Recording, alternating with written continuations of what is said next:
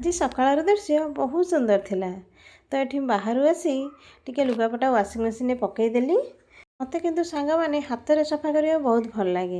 ଯେହେତୁ ମୋର ଛୋଟ ଛୁଆ ସେ କିଛି କରେଇ ଦେଉନି, ତ ଏବେ ମୁଁ ପ୍ରାୟତଃ ୱାସିଂ ମେସିନରେ ଲୁଗାପଟା ପକାଉଛି। ତ ଏଠି କଥା ହଉ ମୋର ଲୁଗାପଟା ବି ସଫା ହେଇଗଲା।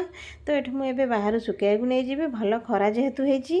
ତ ଆଜିର ଆମର ପରିବା ଦେଖନ୍ତୁ କ'ଣ ଆସିଛି। ତ ହଜବେଣ୍ଡକୁ କହିଥିଲି ଆଜି ଟିକେ ପୋଇ ଆଣିବ ତ, ମୁଣ୍ଡ ପକେଇକି ଆଜି ଘାଣ୍ଟ କରିବି। ତ ସେ ମାଛ ମୁଣ୍ଡ ଆଉ ମାଛ ବି ଆଣିଥିଲେ। ତ ଏଠି ଲୁଣ ହଳଦୀ ପକେଇକି ଗୋଳେଇକି ରଖିଦେଲି। ଆଉ ତାପରେ ଏଠି ଜଳଖିଆ ପାଇଁ ମୁଁ କରିଦେଇଥିଲି ଚାଉମିନ୍।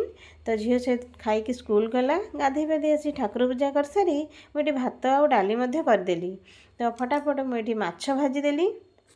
ମାଛ ଭଜା ଦେଖି ମୋର ପଖାଳ ଖାଇବାକୁ ଭାରି ଇଚ୍ଛା ହୁଏ।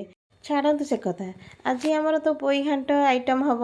ମୁଁ ସେ ପଖାଳ କଥା କାହିଁ ଭାବିବି। ତ ଏଠି ଦେଖନ୍ତୁ ମୋର ମୁଣ୍ଡ ଭଜା ମଧ୍ୟ ହେଇଗଲା। ତାପରେ ମୋର ପରିବା ଏଠି ମୁଁ ରେଡ଼ି କରିନେଲି, କଖାରୁ, ସାରୁ, ମାଟିଆଳୁ ଆଉ ବାଇଗଣ ଆଉ ପୋଇ।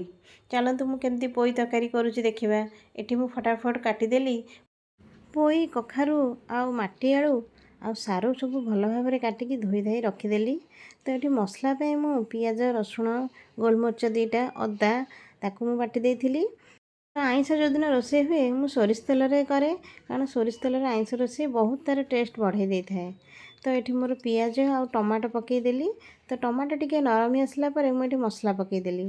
ସାଙ୍ଗମାନେ କହିଲେ ସ୍ତ୍ରୀ ଲୋକମାନଙ୍କର ଦିନ ରାତି ଏଇ ରୋଷେଇ ଘରେ କଟିଯାଏ, କାରଣ ରୋଷେଇ କଲେ ହିଁ ଘରର ସବୁ ପରିବାରର ସଦସ୍ୟ ଖାଇପାରିବେ। ଘରର ସବୁ ଲୋକଙ୍କର ଦାୟିତ୍ୱ ଆମ ମୁଣ୍ଡ ଉପରେ।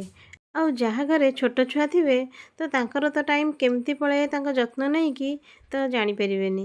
ତ ଦେଖନ୍ତୁ ଏଇଠି ପୋଇପତ୍ର ମୁଁ ଭଲରେ ଧୋଇକି କାଟିଦେଲି।